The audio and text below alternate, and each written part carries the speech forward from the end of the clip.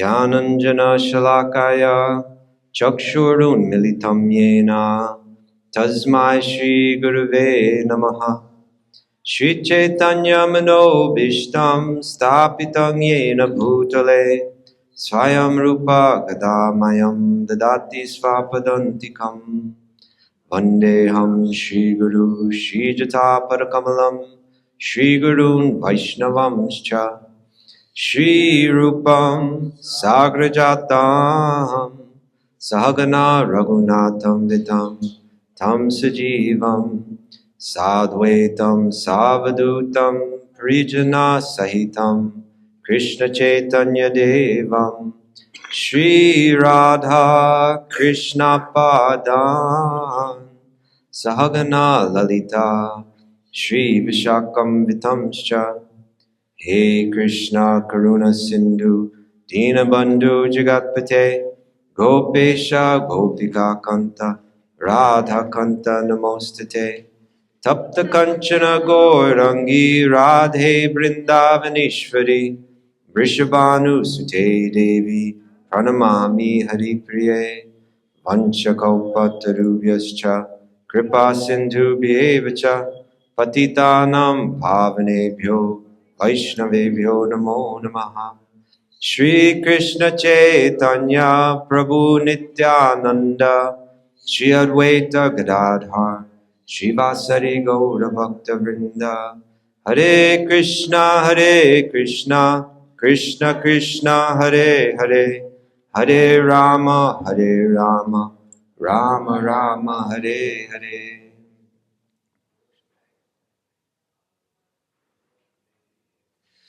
All right, everybody. We're getting to some exciting stuff now in our course. We've covered a lot of ground. We defined yoga. We discussed the nature of the self. We discussed the mind and the different components, I suppose you could say, of the mind. We also discussed the world that we're moving through and the laws that govern it, like karma and time and the three modes of material nature, the gunas. These are all important topics to understand what we can call the predicament of the soul, the trap that we find ourselves in. And then we began to discuss the means to become free. And those are the 4 paths of yoga. And we've covered 3 of those 4 paths. And up to this point, if you think about it, there's one thing that we've spoken very little about. Can any of you guess what I'm referring to? You say something? No? I'm sorry? Yeah, God, exactly. What would? Dios, yeah, Dios. Been very little talk of God so far. How does this tradition, the yoga tradition, the Vedic, let's say the Vedic tradition, how does the Vedic tradition conceive of God? In the Bhagavad Gita, Krishna is going to say that if you have knowledge in 3 areas, he calls that jnana, right? Not knowledge of trivial things, but if you have knowledge of the self, the soul, the Atma, if you have knowledge of the material energy, which includes our bodies and the world that we're moving through, and if you have knowledge of the divine, right, of God, and you understand those 3, and you understand how the 3 relate to each other, then you have jnana, then you have knowledge, then you know exactly what's going on. Until you do, you don't truly have knowledge. It's unclear who I am, where I am, what am I doing here, what's the purpose of it? So it's those 3. And up to this point, we've only really discussed 2. We've discussed 3 paths of yoga: Ashtanga yoga, Jnana yoga, and Karma yoga. And the fact is that all 3 of those yogas can be practiced without a personal conception of God, right? You can practice Ashtanga yoga without a person. You can Jnana yoga as well, and even Karma yoga. Commonly, when people think of Karma yoga, they're thinking of you do your work, and then the fruits of the work, you make them an offering to God. And that's a fact that is most commonly thought of that way. But to be precise, even karma yoga can be practiced wherein one just performs their duties in life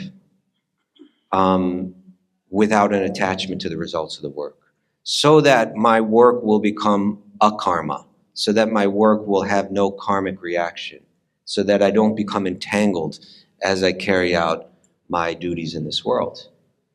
So now we're going to enter into the realm of Bhakti Yoga. And in Bhakti Yoga, there's clearly a focus on God in a personal way. And even that idea can be, I don't know, scary is the right word, maybe scary for some people, or uncomfortable, or unwelcome in some way. But we're going to start to get into, from today on, we're going to start to get into what the Bhagavad Gita calls the greatest secret of the scriptures, the greatest secret of the Vedas, that behind everything that we've discussed, behind the law of karma, behind the power of time, behind the three modes of nature, Krishna throughout the Bhagavad Gita is going to say, I'm behind them all. They're all my energies. Behind the body, behind the mind, that all of that is the energy of a person, a designer. And knowing that person, and specifically knowing that person through love, is the great secret.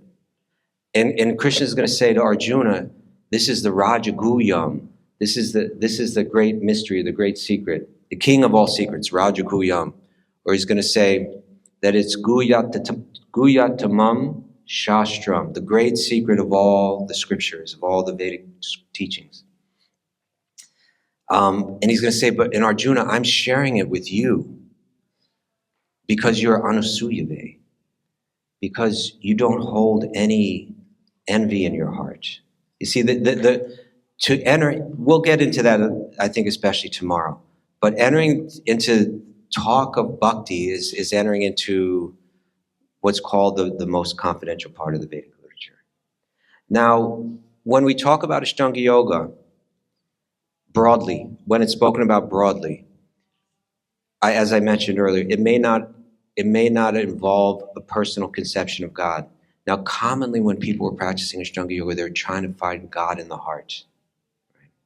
That's very common, very traditional, but it's not necessary. When Patanjali writes about it, he doesn't necessarily bring it there. But when Krishna speaks about it in the Bhagavad Gita, he brings it there. And by the way, I should mention that the Bhagavad Gita is universally accepted by all varieties, all of Vedantins. Right? So it's considered very authoritative. Its application is very universal. In the Bhagavad Gita, Krishna, when he speaks of Ashtanga Yoga, he's going to bring it to connecting to him. Right? You practice this to find me inside yourself. I'll read a bit about that. This is the 6th chapter, is the chapter in the Bhagavad Gita that goes into depth into describing what we could call the meditative type of yoga that Patanjali speaks of. Patanjali calls it, I got to figure this out. I didn't check. I thought of this yesterday. I don't think Patanjali even uses the word Ashtanga Yoga when I think about it. But in any case, it's called Dhyana Yoga in the Bhagavad Gita. And some yogis call it Raja Yoga. But this deeply meditative yoga where you're going deep in, trying to achieve a state of samadhi and discover yourself in that way. Now, Krishna describes exactly that. And he describes entering into samadhi, and he describes the liberating effect that has on someone. I think I read it in one of the first classes here about how one feels an intense joy within themselves, and they feel there's no greater gain that I could achieve, and they're not shaken under any different circumstances. This is what you get because you're feeling your own true nature, which has been lying there dormant all along. Now you're getting an experience of that in this state of trance. It's a powerful effect. But Krishna will take it further and say, and then you find me inside yourself. That's where this all leads. So this is Bhagavad Gita.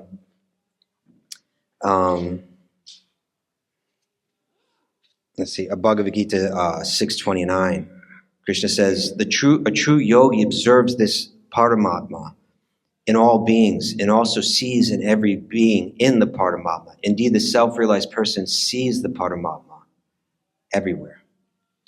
And then he says, literally, for one who sees me everywhere. In other words, here and in many places throughout the Bhagavad Gita, Krishna defines himself as the Paramatma, as that soul of all souls, as God within the heart of every living being. So he says, to kind of conclude where Ashtanga Yoga goes, he says, for one who sees me everywhere and sees everything in me, I am never lost, nor is he ever lost to me. So that's the Bhagavad Gita's presentation of where Ashtanga Yoga goes, where it kind of concludes its purpose. Now with Jnana Yoga, similar. Let's see.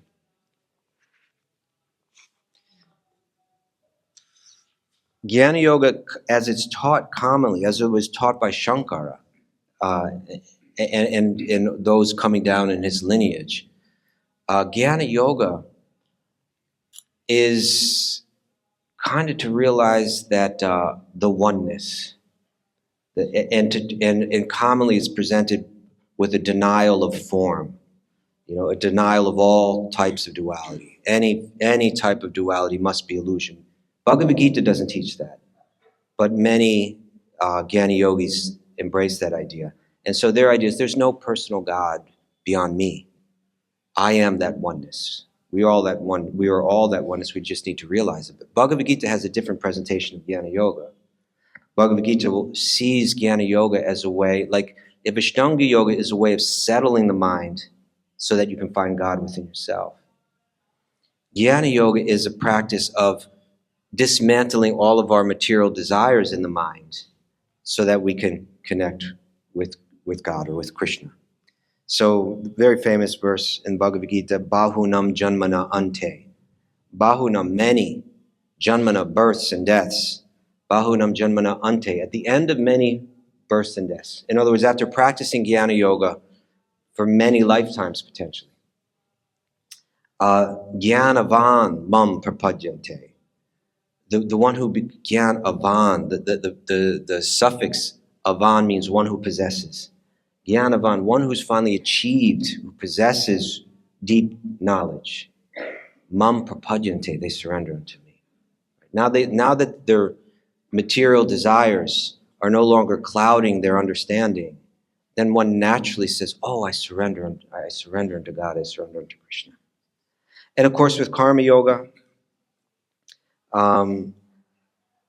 it's commonly understood in relation to offering the results to God, although it doesn't have to be seen that way. But very famous verse in the Bhagavad Gita, Yat karoshi yad ajnashi, yat jahoshi dadasi yat tapasyasi kaunteya, tat kurushva madarpanam. Whatever you do, whatever you eat, whatever you offer, whatever you give away, whatever austerities you perform, you do that as an offering unto me. Right? Whatever you do, yat karoshi, all your activities, all your duties, conceive of them as an offering unto me. So the Bhagavad Gita, it teaches and validates all four paths of yoga, but it sees them all as culminating in divine love, connected to Krishna, connected to God. And so now we get into Bhakti Yoga, which is the path that just goes directly there. It doesn't say settle the mind and then connect with God. Break the attachments in the mind and then connect with God. Offer all of your work and then connect with God. It just says go straight for God. And so, for instance, a karma yogi, they might be working in this world, active in this world, and they're doing it without attachment to the fruits of the work. Through their knowledge, through their analysis, they're saying, I don't want to become entangled. So I'm convinced that happiness doesn't come through external things. So I will do this work with complete detachment and I'll remain free. A bhakti yogi may look just like the karma yogi. They may be working in the world and they're working with this detachment, but there's something else that's going to distinguish the bhakti yogi from the karma yogi. You ready for this? Because this question usually comes up. I don't see the difference between the karma yogi and the bhakti yogi. The Bhakti Yogi has a very clear goal in mind, right from the beginning. My goal is to develop Krishna Prema. My goal is to develop love for God. It's I have that goal, and with razor sharp kind of focus, that's what I'm aiming for, right? The other yogis may not have that, but in Bhakti Yogi, you start right there, right? This is my goal. I want to achieve love of God. And so therefore, I do practices that are designed to achieve that goal, that are specifically designed to achieve that goal. I'm doing practices that these other yogis may not be doing. Now, Bhakti Yoga, it certainly encompasses facets, aspects of these other different yoga paths. Like, it does involve concentrating the mind, deep meditation that you find in Ashtanga Yoga. And of course, it has like all the ethical guidelines that you'll find in Ashtanga Yoga, like the yamas and the niyamas and so on. It may not involve asana. It may not involve pranayama. It may not involve pratyahara, but it definitely involves deep meditation. And it definitely has those ethical standards there. And then from Jnana Yoga, there's this element of detachment. And in Bhakti Yoga, the idea is, yes, by attaching myself to the divine, I let go of everything. I let go of all. I don't even do it with a direct intention.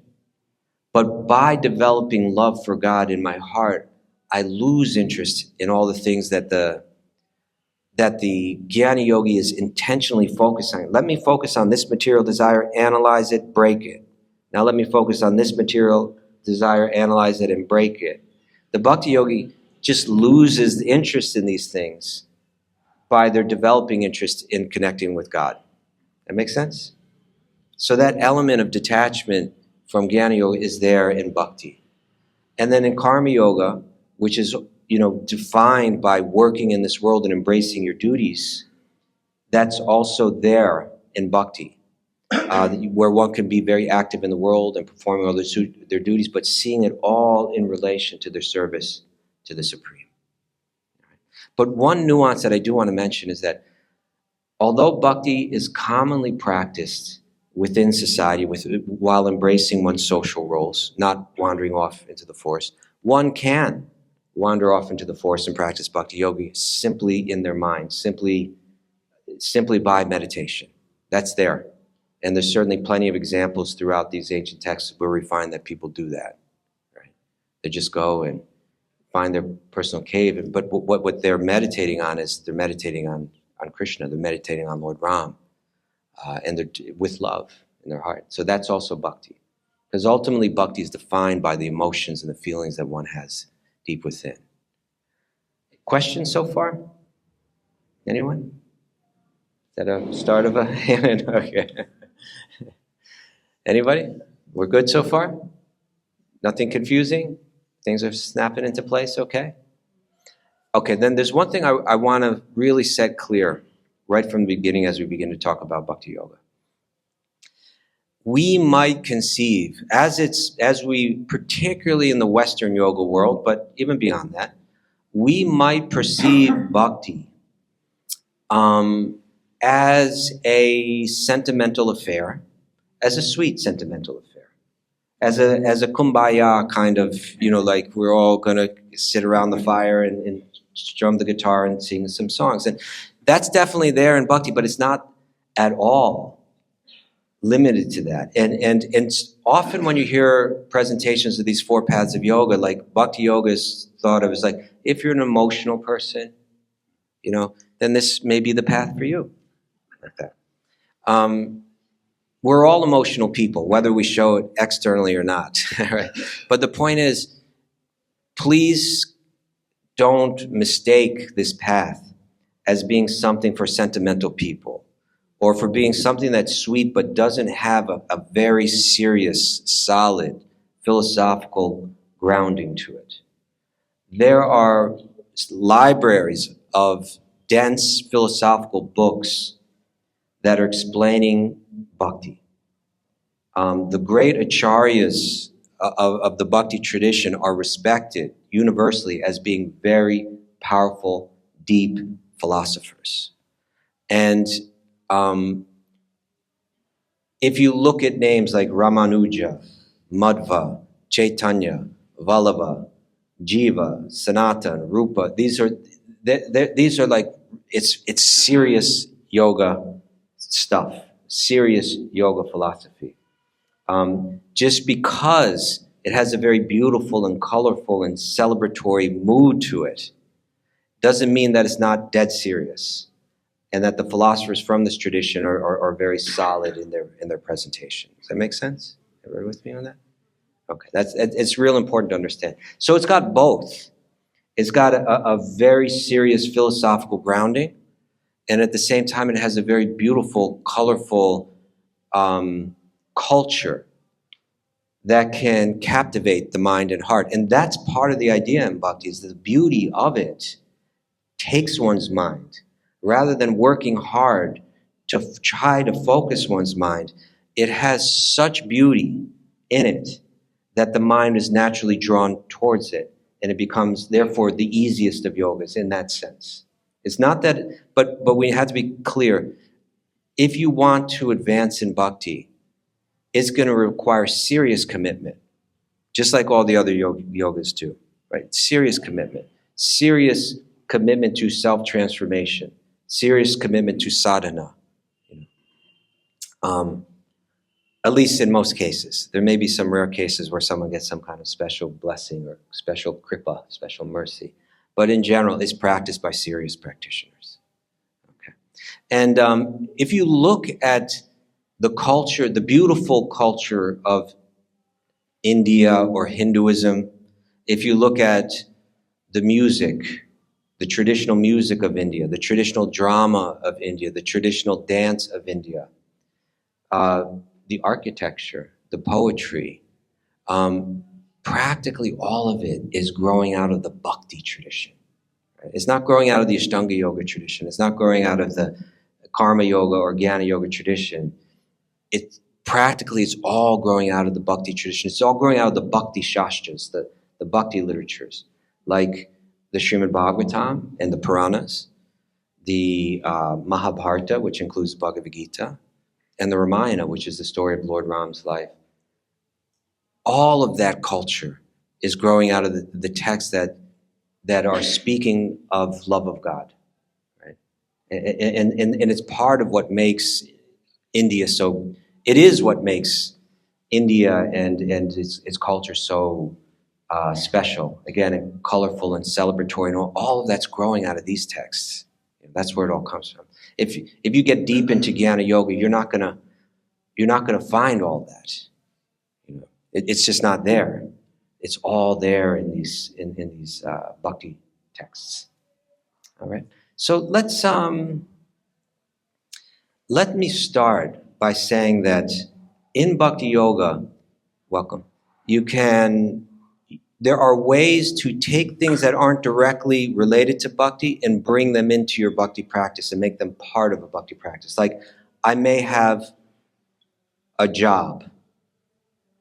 There are ways that I can dovetail, conceive of that job within the context of bhakti, and it becomes part of my bhakti practice. Let's say the duties of parenthood. That is not something that's inherently related to bhakti, but it can be tied right into bhakti. And you could perform your duties of parenthood as a service, as seva, and bring it into a practice of bhakti. But there are certain practices that are inherently bhakti related. And so in the Srimad Bhagavatam, the most important text on bhakti yoga, they're listed as 9. And I don't know if we'll go through all 9 today, but at least we'll speak about a few of them that are most prominent and most widely seen. And let's at least discuss today Shravanam, Kirtanam, and Smaranam, or let's say an Archanam, maybe too. There's again famous verse in the Srimad Bhagavatam.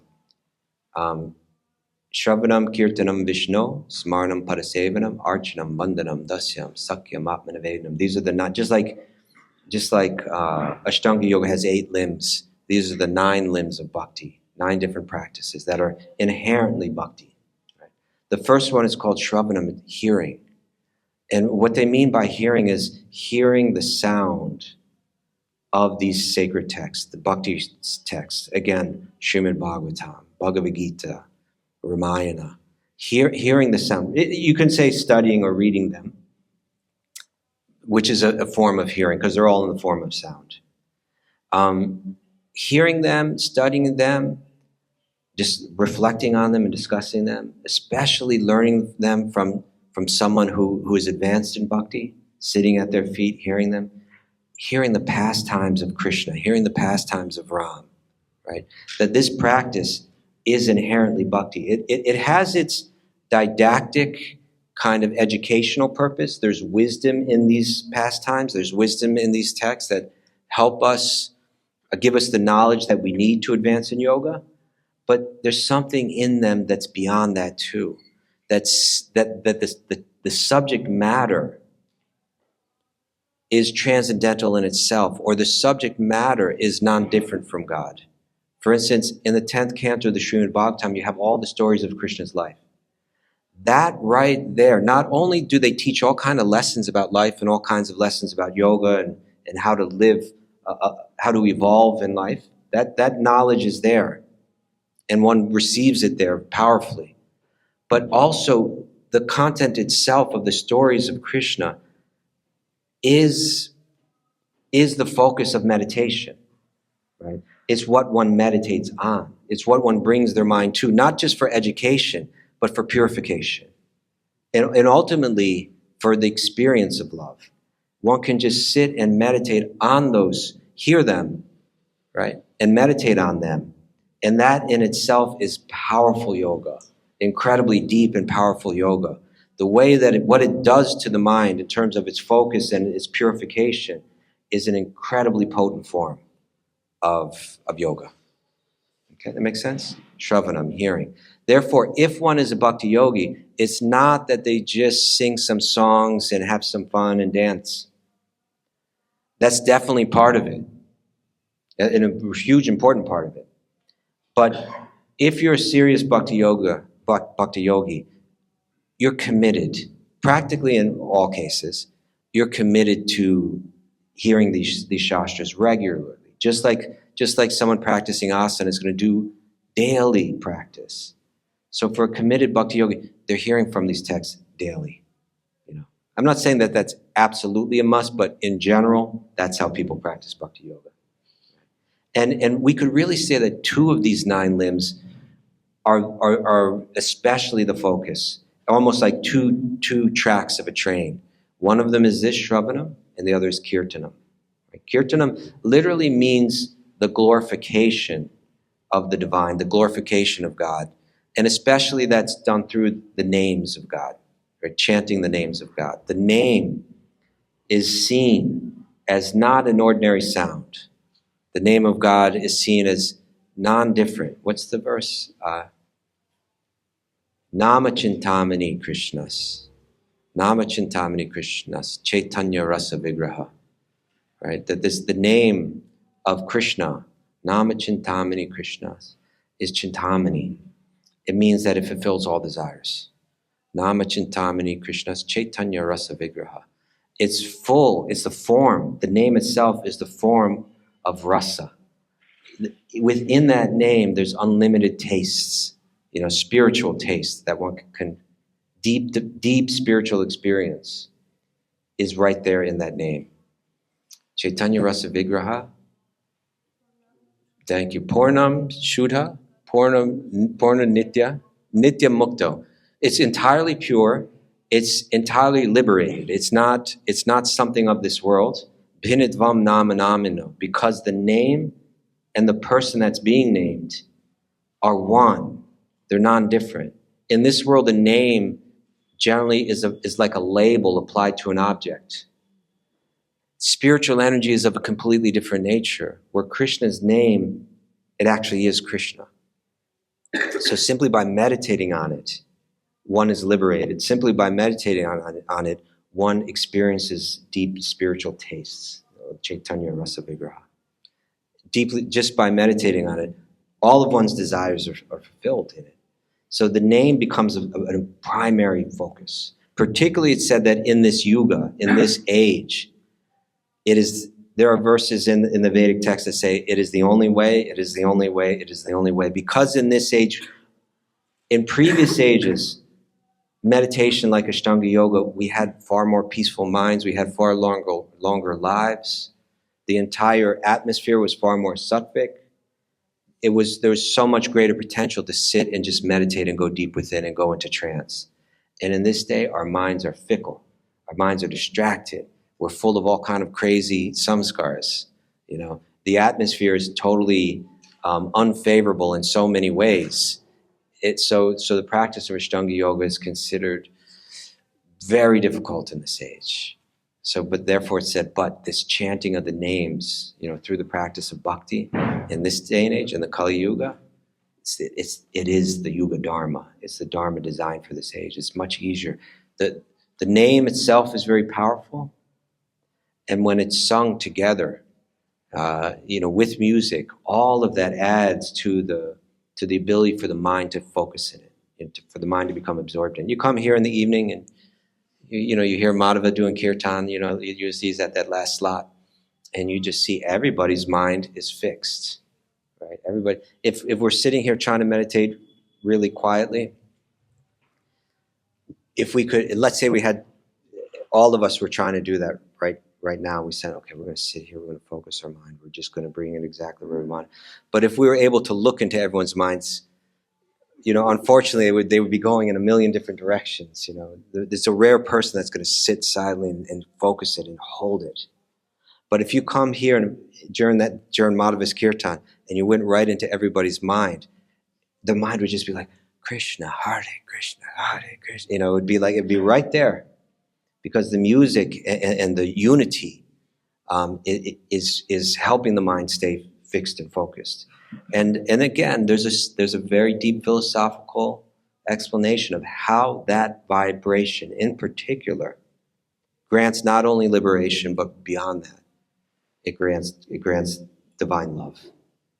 Right? So that kirtan becomes very important. The chanting of the names becomes very important.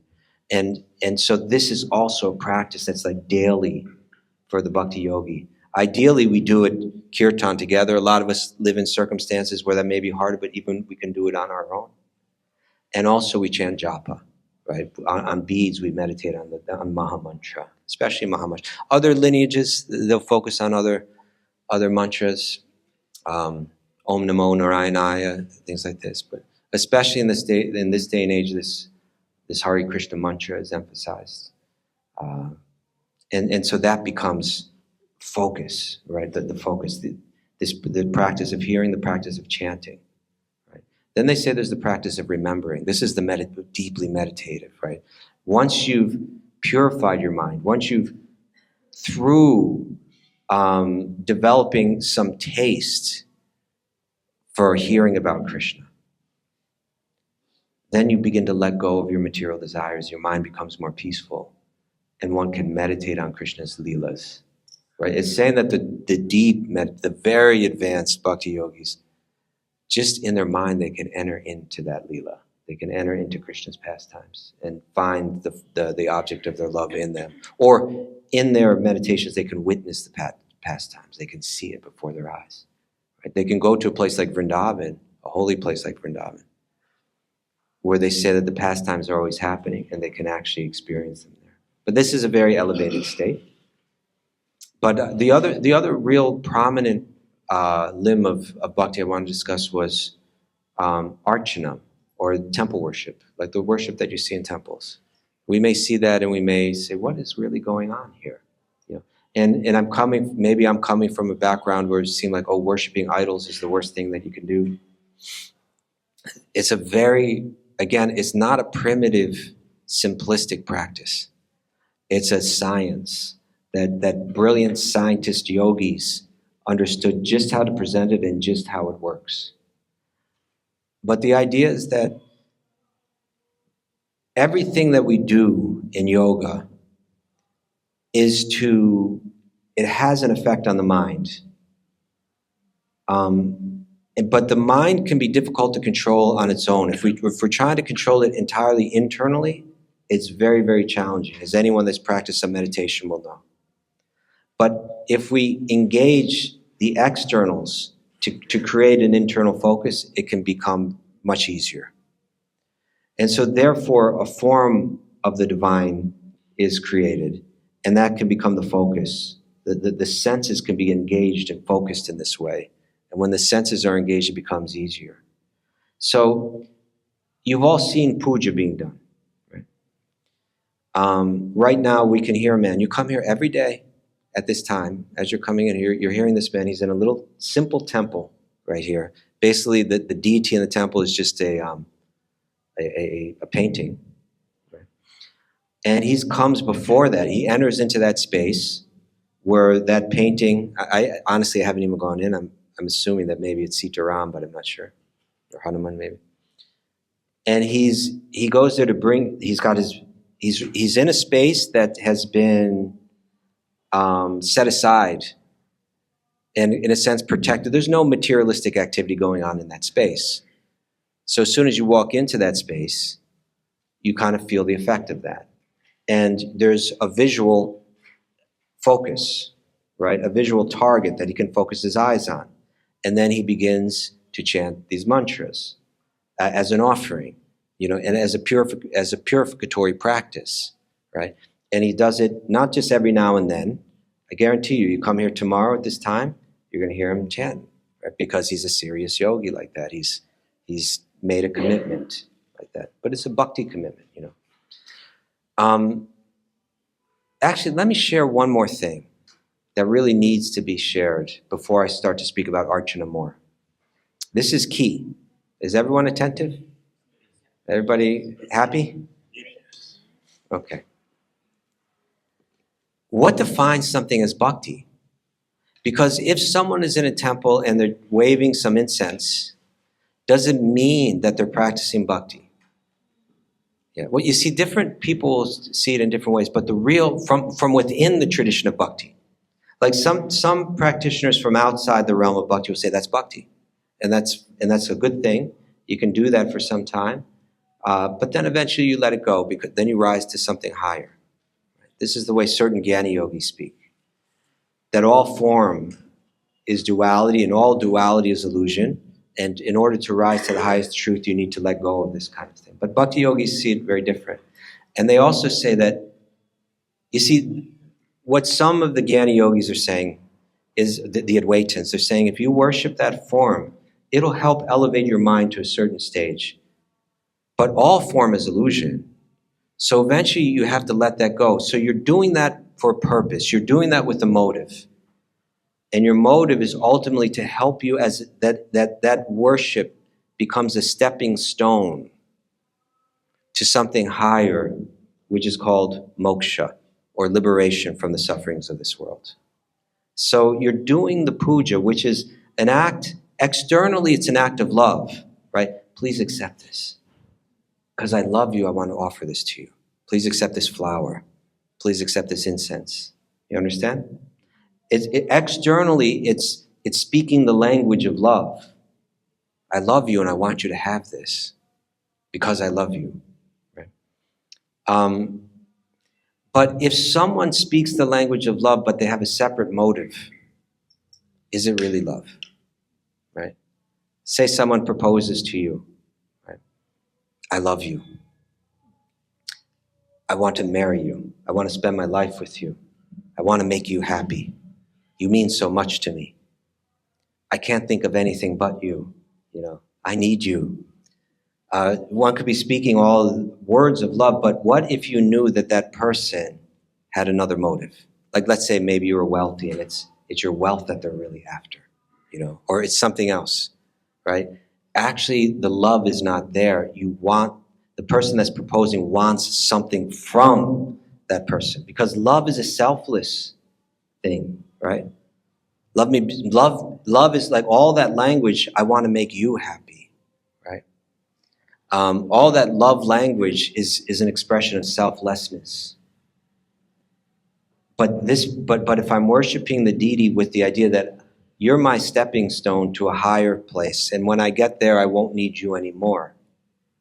That's a very different thing. If someone says, I love you and I want to marry you so that I can get to a higher place and then I won't need you anymore. We say, but no, marriage is about love, right? You understand? And so bhakti means it's pure love and there's no external or no other motive.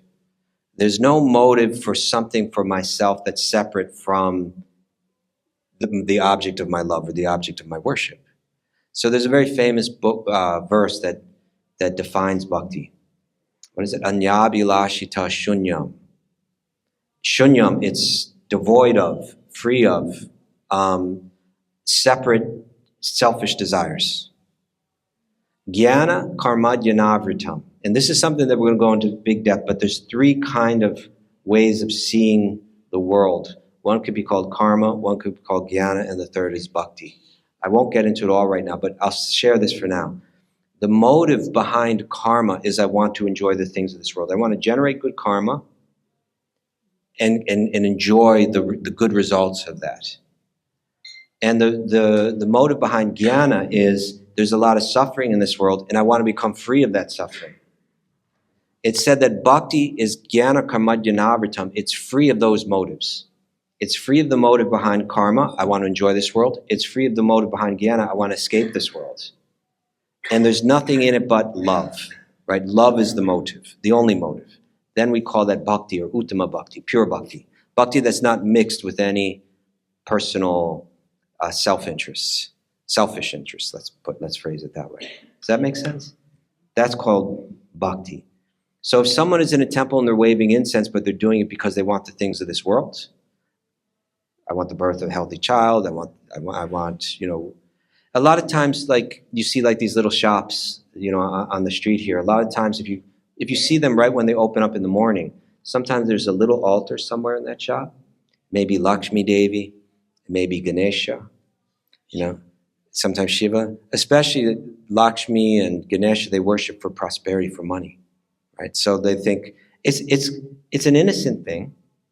In one sense, it's a nice thing that I'm dependent on the blessings of the gods. Let me worship Ganesha or Lakshmi. Sometimes Lakshmi, when you see her, there's just like money pouring out of her hand, right? And I'm going to worship them so that I'll have a good day today at the shop. So it looks like bhakti, right? It looks like an offering of love. There may be some genuine affection there. I'm not denying that. But if the motive is, I want you to give me something, then we don't really call that pure bhakti. Make sense? That's karma, Okay. So then let's talk about temple worship, The idea there's ritual in general can be a very powerful thing. But what's the problem with ritual, potentially, commonly? Yes? Yeah. In that sense, ritualistic, yeah. We even say ritualistic to mean, mechanical, exactly. It's mechanical. I'm just doing it. Maybe I'm doing it because everybody has always done it. Maybe I'm doing it because it loses its essence. The feeling that it's meant to nurture becomes lost from it. Sometimes it's even being done, with the motive. Like in these temples, commonly I do this every day because people come and give donations, and that's what I live off of, right? So the ritual becomes devoid of the inner feeling that it's meant to cultivate, right? But that's a misapplication of ritual. Ritual it's there are different rites of passage that people go through in life in practically all cultures. There's birth, there's the coming of age ceremony, in Catholicism it's like a confirmation, and Judaism is like bar mitzvah. In different ways there's the coming of age, becoming an adult kind of ritual, the marriage ritual. Ultimately there's the funeral, there's these different rites of passage that we go through life. And practically all cultures have rituals designed to kind of bring one from one stage in life to another, or to invest someone with a deeper understanding or feeling as they enter into a next stage of life. like the marriage ritual. Like in the West, the marriage ritual, what is the well, let me ask you this. There's certain things in the Western marriage ritual that seem, I don't know.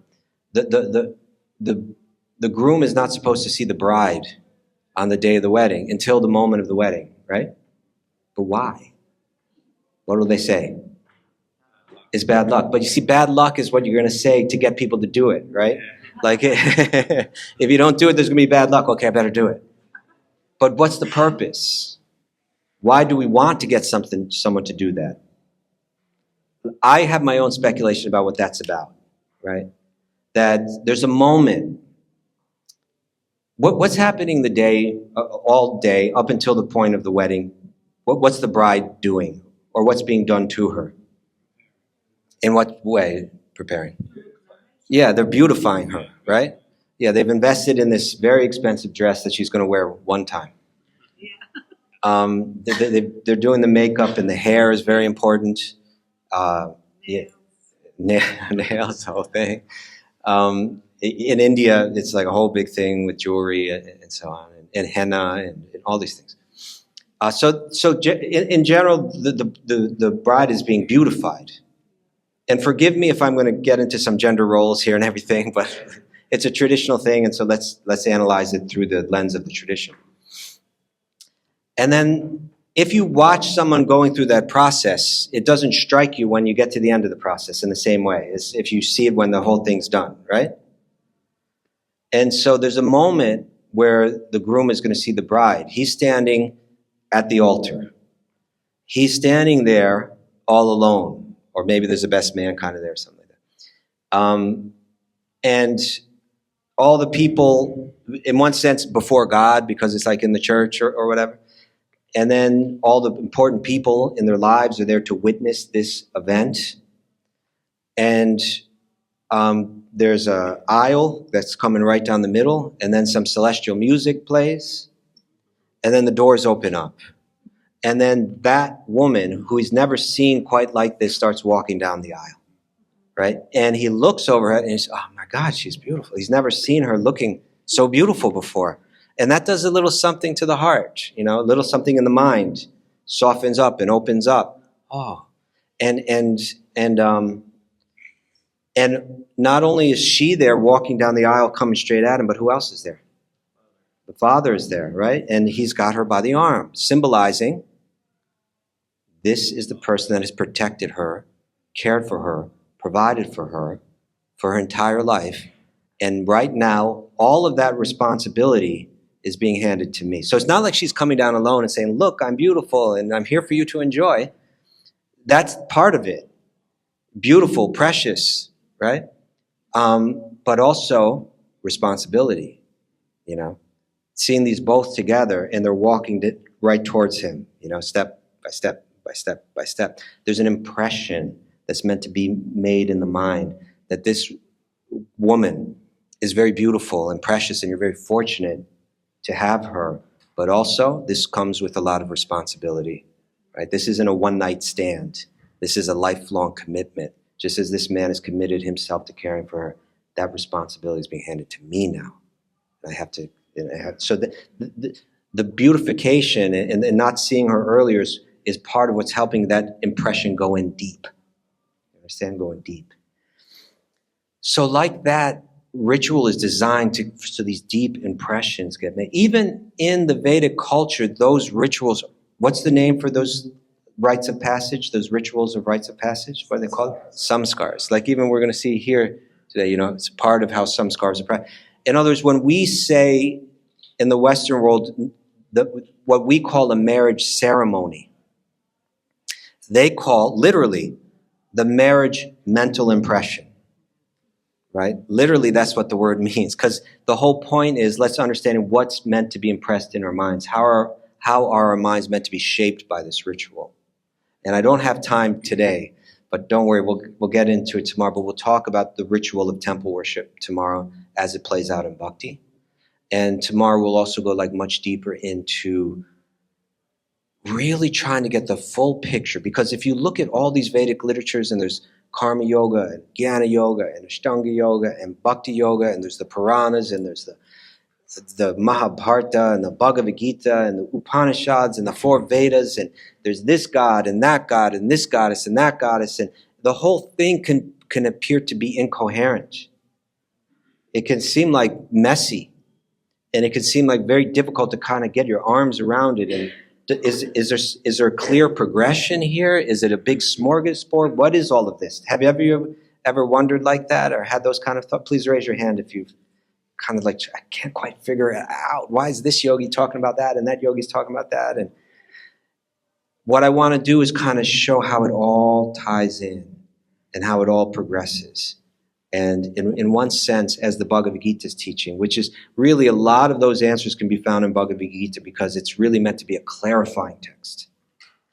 Where it all goes, how one can find a clear path for themselves that's both practical, but also beautiful, and also really aim for the highest goal in life, for the highest existence. Okay, so we'll get into that. I think things will get particularly exciting tomorrow. We'll talk more about bhakti specifically, and then we'll zoom out and start to try to put this whole bigger picture together. Thank you all so much. Hari Om Tat Sat.